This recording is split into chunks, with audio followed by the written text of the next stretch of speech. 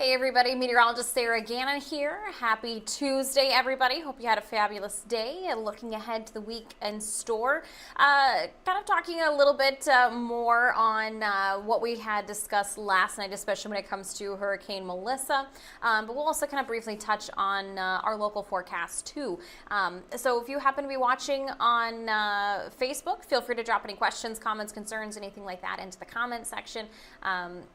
Definitely have a bit to talk about when it comes to Hurricane Melissa making landfall today in Jamaica today. So some big news, of course, out of the tropics. So locally, we've been seeing some rain showers, but overall, pretty manageable day for us here in southern Minnesota, northern Iowa. So again, if you're watching on Facebook, feel free to drop any questions, comments, concerns, anything like that into the comment section here during the stream tonight, and I will try to get those questions answered. So we will get started on Hurricane Melissa here.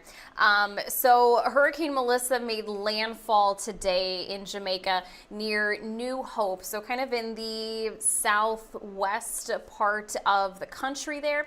It made landfall at noon Central Time, so our local time would have been at 1 o'clock Eastern Time. So this made landfall with sustained winds of 185 miles per hour, and we saw gusts out of the storm, maximum wind gusts of 220 plus miles per hour. So a very, very strong, potent storm that made landfall today. The lowest pressure that the center of the storm was at was 892 millibars. So this is a very strong storm, setting and tying several records for Jamaica, for the Atlantic Basin.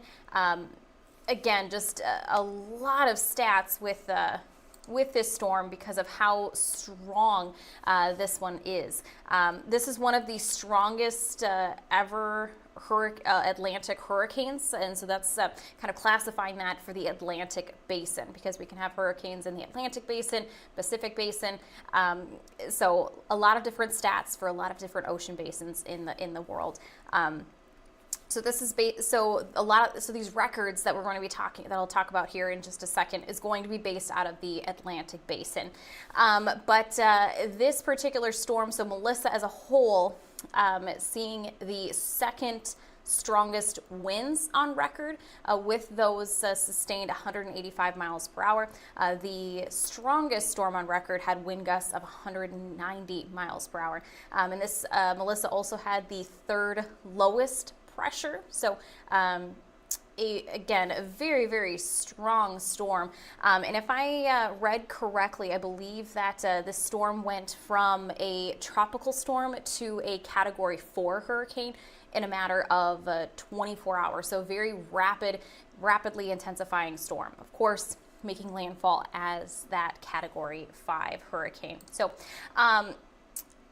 do have a few other stats. So of course, Hurricane Melissa going into the record books in many, many different ways. A couple of those that we just talked about here, but also during landfall as well. So there's some specific records that are when it made landfall and just as a whole throughout its intensity. So going into some of those records that were tied or broken at landfall. So when this storm made landfall in Jamaica, this is it tied for the strongest hurricane at landfall by wind at 185 miles per hour. Again, this is in the Atlantic Basin. It's tied for the strongest hurricane at landfall by pressure at 892 millibars. So those two stats, as I mentioned, tying.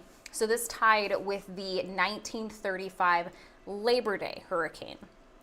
Now this is this new stat that was set. So Hurricane Melissa, the strongest hurricane at landfall in Jamaican history.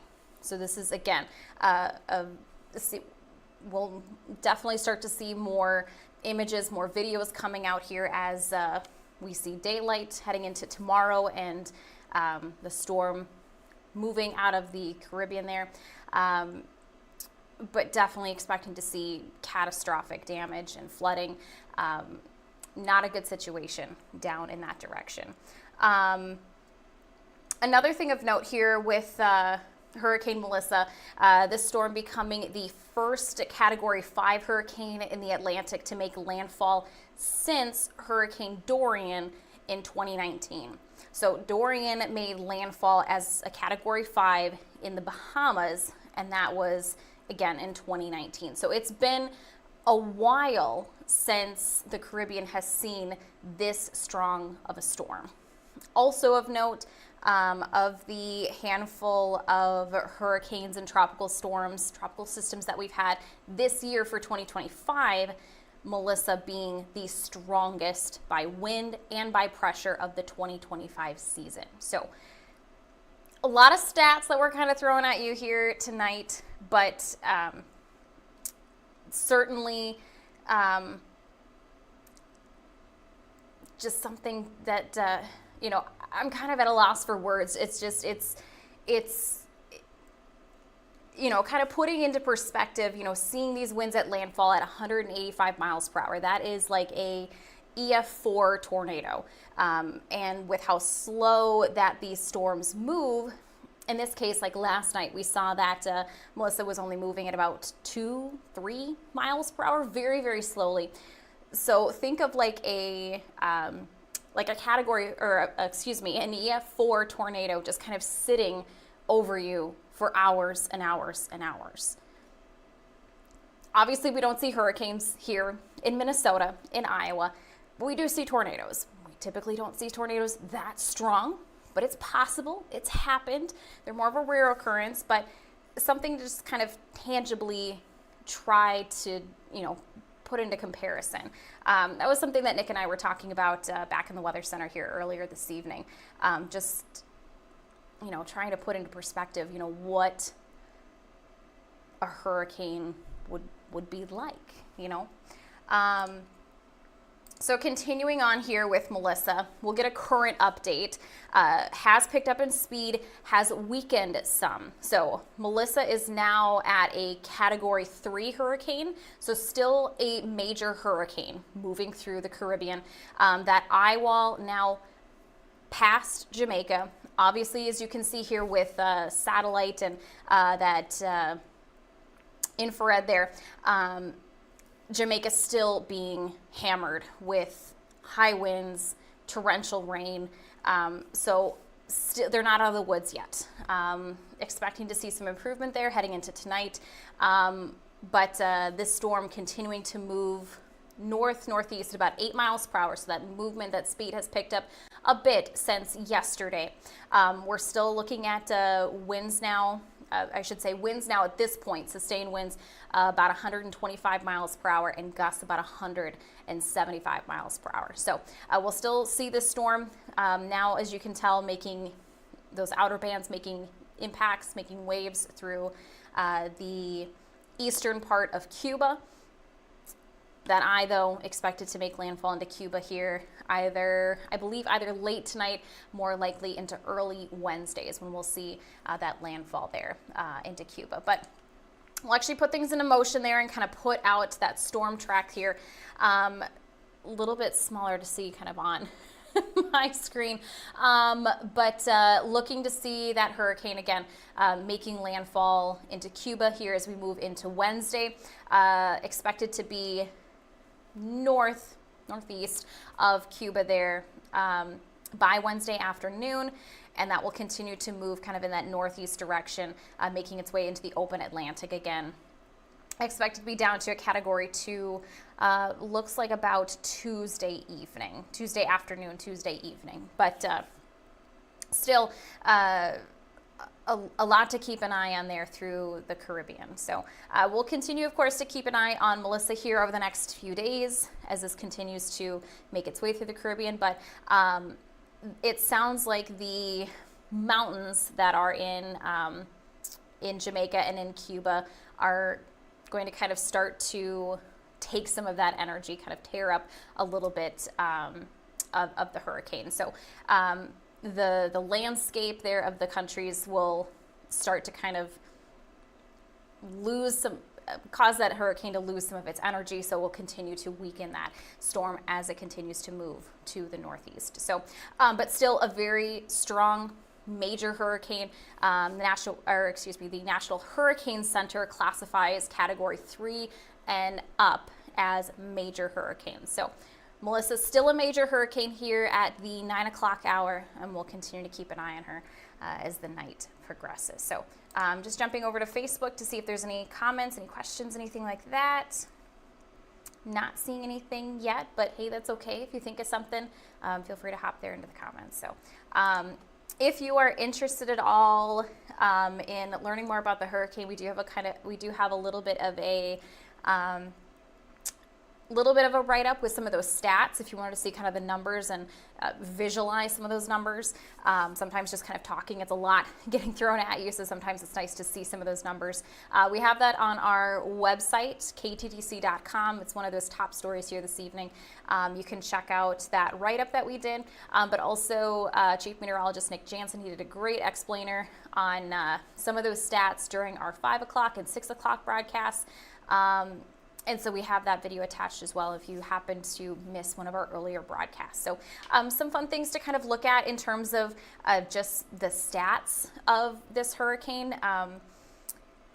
If you're interested in that, and of course, as we move here in the next couple of days, we'll start to get more images, more video, and just kind of be able to get that picture of what things look like there.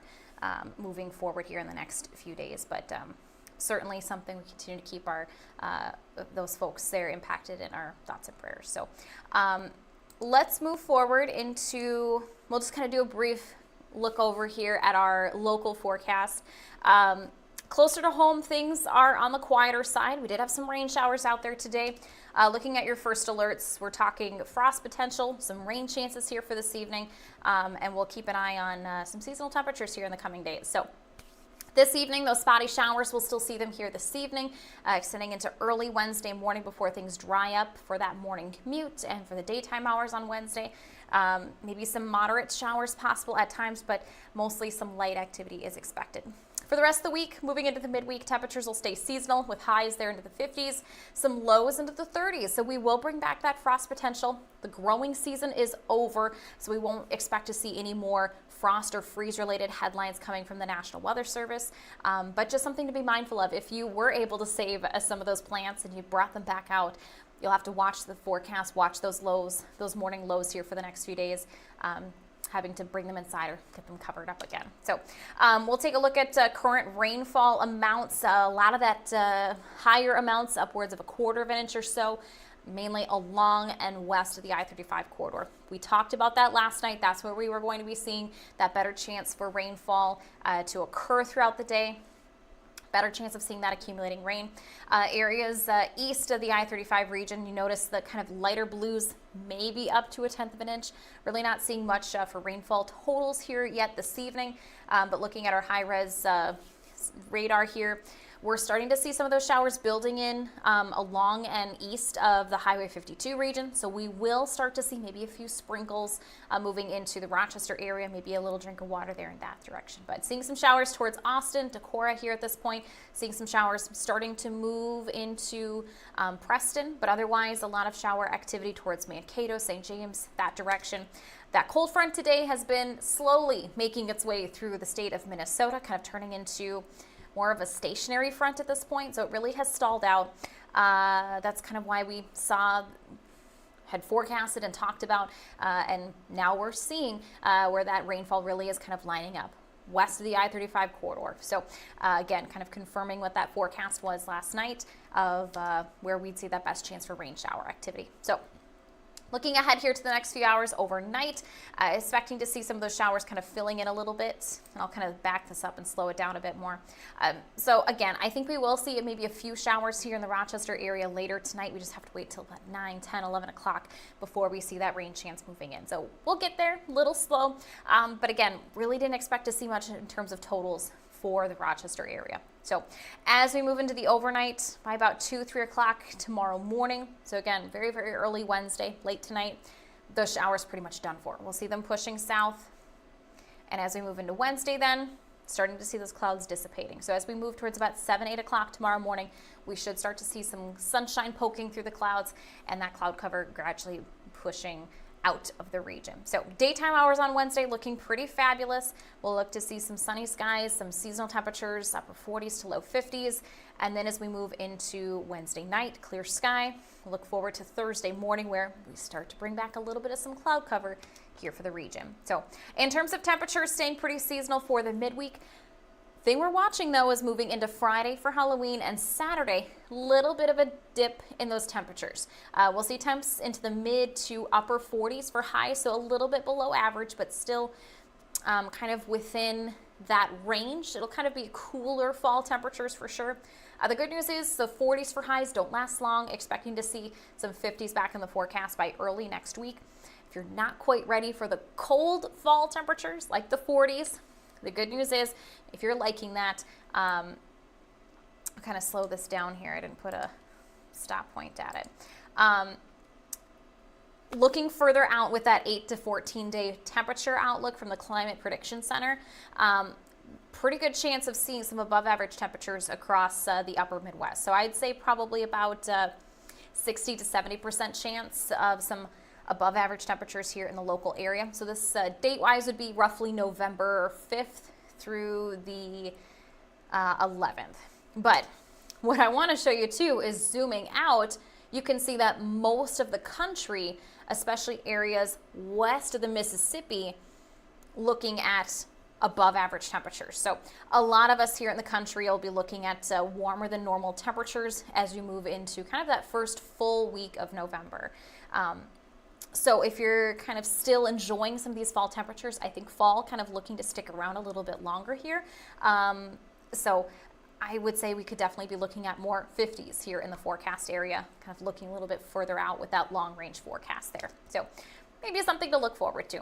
Heading into your Wednesday for the midweek, starting off with that bit of cloud cover earlier in the day, but again, after about 7, 8 o'clock, we'll see more clearing, more sunshine on the way for Wednesday afternoon.